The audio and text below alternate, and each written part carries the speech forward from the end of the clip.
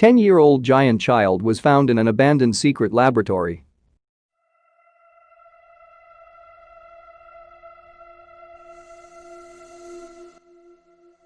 The world of science and scientists have many secrets and bad experiments, and the least that's said in their description is that they're inhuman, especially with animals. Even humans did not escape these experiments, not even kids. Most of these experiments are considered more dangerous than the World War. Well, at least the war may end someday, but the outcomes of these experiments may never end.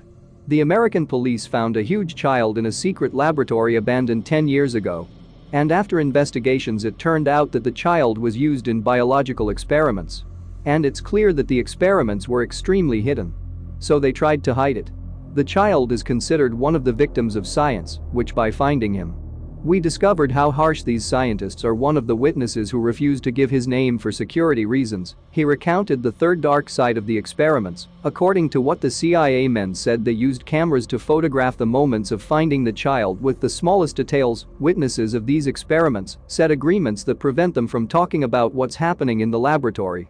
The goal of the experiment is to create a huge child, and how this is done is completely unknown because the scientists concealed everything related to the experiments. Even the government did not want to expose this crime to the people due to the great panic it might cause. Even though 10 years has passed, the child appears to be alive. And although he died many years ago, chemicals still increased the size. A secret team worked to investigate this crime. Who knows how many children can be the victims of such experiments? I hope no one will ever live to witness such cruelty. Little Albert experiment in 1920, one of the most shameful experiments in the old world, was conducted.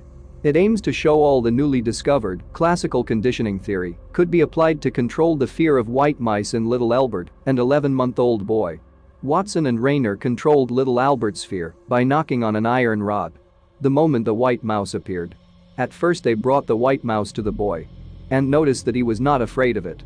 Then they brought the white mouse to the boy and simultaneously banged on the iron rod. Little Albert's reaction was to cry. The second step has been repeated several times.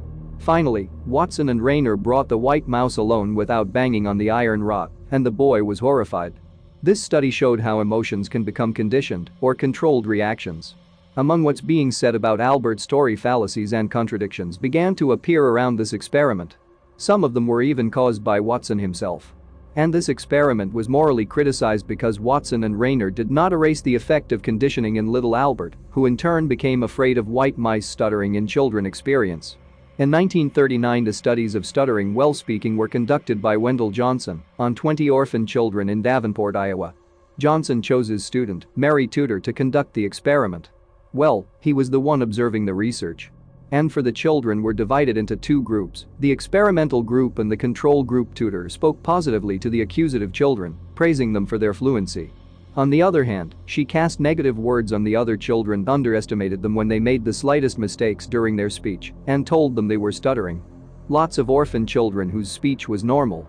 And those who are negative speech in the experiments suffered from negative psychological effects. Some of them event speech problems for their entire lives. This study is called the monster study by some of Johnson's peers, who are terrified that Johnson and tested orphan children to prove his theory. The experiment was kept hidden for fear of ruining Johnson's reputation in the wake of the human experiments conducted by the Nazis during World War II. Thank you for watching. Subscribe for more and hit the notification bell so you won't miss any new stories.